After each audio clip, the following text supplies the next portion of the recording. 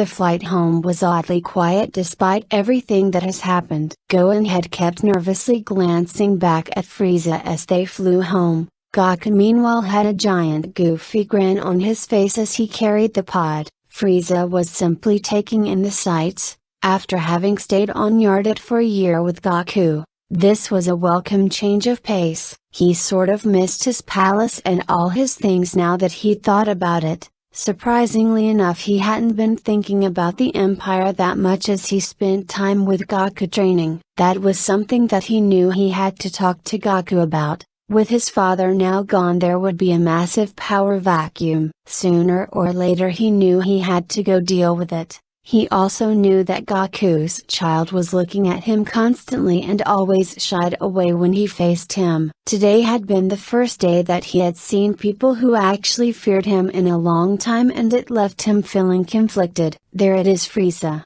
Goku said, glancing over his shoulder in the Tyrant. The Tyrant was confused because this had to be a joke, right? It had to be one because the one who defeated him, Lord Frieza, would not live in a shack in the middle of nowhere. "I know you Saiyans love your jokes, but this shack couldn't be yours, right?" he asked with a confused look on his face. Gohan quickly turned to try and tell him off, but he was met by that cold gaze he remembered on Namek, quickly shutting him up before he opened his mouth. "Come on Frieza, it's not that bad," Goku said as they hover above the house. Frieza couldn't believe it. This Saiyan expected him to stay on this backwater planet, in some shack. "Sorry Frieza, I know it's not what you probably expected as a lord and all.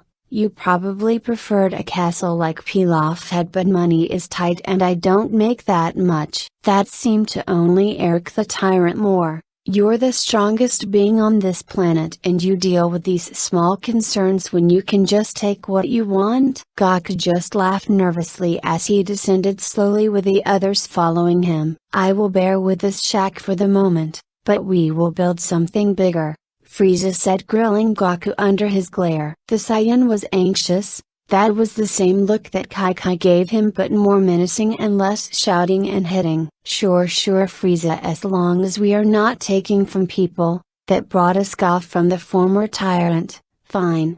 There are other ways." Frieza was already plotting in the back of his head. He knew probably he would have to go back to his private home planet and take some stuff there. There would probably be some people that need killing that would be trying to take his throne. "So welcome to our humble little place. I hope it's to your liking. I would ask where Kai is, but since she's not, Goku." There was a screech of a wild beast as Frieza moved closer, wrapping his tail around Goku as Kai broke down the door and glanced at him. Frieza could feel how nervous Goku was, so this was his mate.